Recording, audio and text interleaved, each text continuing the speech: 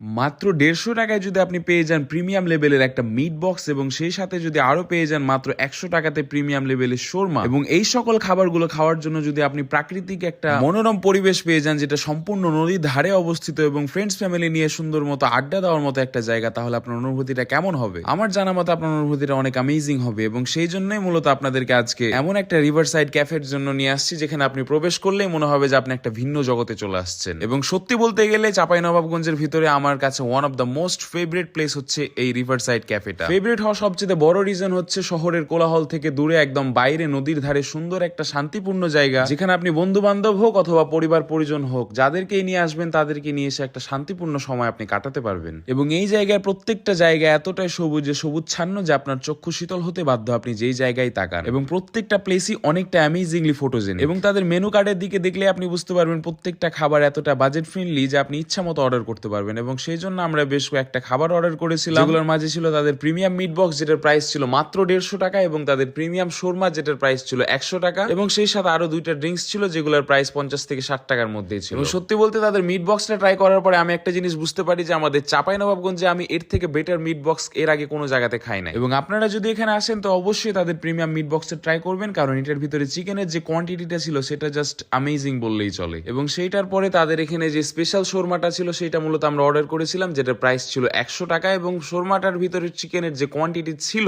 সেইটা মূলত অন্যান্য জায়গার তুলনায় অনেক বেটার বললেই চলে। এবং শোরমাটা আমরা দু ভাইয়ের কাছে মোটামুটি খুবই ভালো লাগছে এবং এরকম মনোরম পরিবেশের ভিতরে বসে খাইতে আরো বেশ ভালো লাগছিল। তারপরে আমরা জাস্ট দুইটা কোল্ড কফি অর্ডার করেছিলাম, তার মধ্যে একটা হচ্ছে চকলেট কোল্ড কফি এবং আরেকটা ছিল নর্মাল কোল্ড কফি। এবং সত্যি বলতে নর্মাল কোল্ড কফিটা আমার কাছে খাইতে অতটা ভালো লাগে না, কিন্তু চকলেট কোল্ড কফিটা আমার খাইতে বেশ ভালো লাগছে। সেই জন্য আমি আপনাদেরকে অবশ্যই রিকমেন্ডেড করবো যে আপনারা এখানে আসলে তাদের মনোরম পরিবেশ এনজয় করতে করতে তাদের বাজেট ফ্রেন্ডলি খাবার অবশ্যই এনজয় করবেন। এবং আমার ভিডিওটি যদি ভালো লাগে তো অবশ্যই আমার পেজটি ফলো করে আমার সাথেই থাকবেন।